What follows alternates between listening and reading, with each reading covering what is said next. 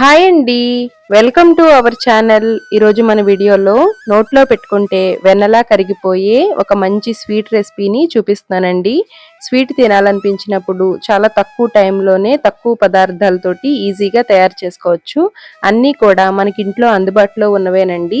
ఫ్రిడ్జ్లో పెట్టుకుని చల్లచల్లగా తింటే చాలా బాగుంటుంది. పిల్లలకైతే భలే నచ్చుతుందండి. చేసుకోవడం కూడా చాలా తేలిక. ముందుగా ఒక కప్పు బియ్యాన్ని 2 గంటల సేపు నానబెట్టుకోవాలి.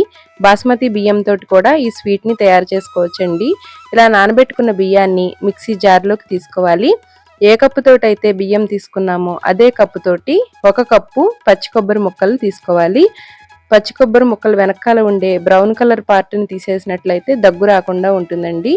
ఒక పావు కప్పు నీళ్ళని వేసుకుని మెత్తగా కాటుకులాగా రుబ్బుకోవాలండి. నీళ్లు చాలా తక్కువగా వేసుకుని మెత్తగా రుబ్బుకోవాలండి. ఎక్కువ నీళ్లు వేస్తే మళ్ళీ మనకి ఉడకడానికి టైం పడుతుంది. అందువల్ల తక్కువ నీళ్లతోటే మెత్తగా రుబ్బుకోవాలి. ఇప్పుడు వేరొక గిన్నె తీసుకుని అందులోకి బియ్యం కొలుచుకున్న కప్పుతోటే 1 కప్పు బెల్లం తురుముని తీసుకోవాలి. అరకప్పు నీళ్లను వేసుకుని స్టవ్ మీద పెట్టుకుని బెల్లాన్ని కరిగించుకోవాలి. కేవలం బెల్లం కరిగితే సరిపోతుందండి. ఎటువంటి పాకం అవసరం లేదు. ఇలా కరిగించుకున్న బెల్లం గిన్నెని పక్కన పెట్టుకుని స్టవ్ మీద దలసరిగా ఉండే ప్యాన్ పెట్టుకోవాలి. 1 టేబుల్ స్పూన్ నెయ్యి వేసుకుని జీడిపప్పుల్ని వేసుకుని దోరగా వేపి పక్కకు తీసుకోవాలి. ఇప్పుడు ఇదే ప్యాన్లోకి 2 కప్పుల చిక్కటి పాలని తీసుకోవాలి. పాలు చిక్కగా ఉండేవి తీసుకోవాలండి. టేస్ట్ చాలా బాగుంటుంది. పాలు ఇలా ఒక పొంగు వస్తే సరిపోతుందండి. ఇలా పొంగు వచ్చిన తర్వాత ఫ్లేమ్ని లో టు మీడియంలో పెట్టుకుని మనం మిక్సీ చేసి పెట్టుకున్న కొబ్బరి బియ్యం ముద్దని వేసుకోవాలి. లో టు మీడియం ఫ్లేమ్లో అడ్జస్ట్ చేసుకుంటూ కలుపుతూ ఉంటే త్వరగా ఉడికిపోతుందండి. బియ్యాన్ని ఆల్రెడీ నానబెట్టాం, మెత్తగా మిక్సీ చేసుకున్నాం కాబట్టి ఉడకడానికి ఎక్కువ టైం పట్టదండి. చాలా త్వరగా ఉడికిపోతుంది.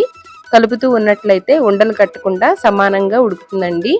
ఈ స్వీట్ని చాలా తక్కువ టైంలోనే తయారు చేసుకోవచ్చండి. దేవుడికి ప్రసాదంగా కూడా నైవేద్యం చేసుకోవచ్చు. పిల్లలకి ఇప్పుడు స్కూల్స్ హాలిడేస్ కదండి, ఏదో ఒక చిరుతిండి అడుగుతూ ఉంటారు. ఇలా హెల్దీగా చల్లచల్లగా స్వీట్ని చేసి పెడితే చాలా ఇష్టంగా తింటారండి. దలసరిగా ఉండే ప్యాన్ తీసుకుంటే అడుగంటకుండా ఉంటుంది. 1-2 నిమిషాలకే ఈ విధంగా మెత్తటి ముద్దలాగా ఉడుకుతుందండి. ఈ విధంగా ఉంటే సరిపోతుంది. ఇప్పుడు ఇందులోకి కరిగించుకున్న బెల్లం నీళ్ళని ఫిల్టర్ చేసుకోవాలండి. ఫ్లేమ్ని లో టు మీడియం ఫ్లేమ్లో పెట్టుకుని ఈ స్వీట్ని తయారు చేసుకోవాలి.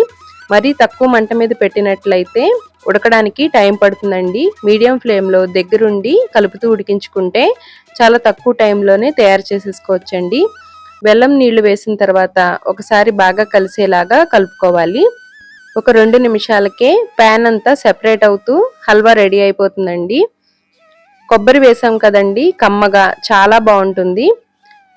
ఈ విధంగా ఉన్నప్పుడు ఇందులోకి ఒక 2 టేబుల్ స్పూన్ల నెయ్యి వేసుకోవాలి. నెయ్యి కరిగించింది వేసుకోండి.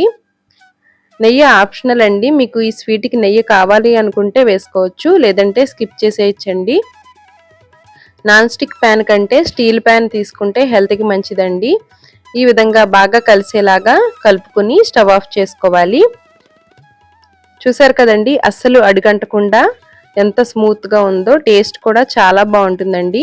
ఇప్పుడు ఒక బాక్స్లోకి మనం వేయించిన జీడిపప్పుల్ని అడుగున వేసుకుని ఉడికించి పెట్టుకున్న మిశ్రమాన్ని వేసుకోవాలి.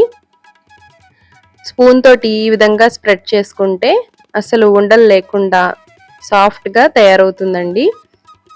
ఇప్పుడు గోరువెచ్చగా అయిన తర్వాత మాత్రమే ఫ్రిడ్జ్లో పెట్టుకోండి. వేడి మీద ఫ్రిడ్జ్లో పెట్టకూడదు.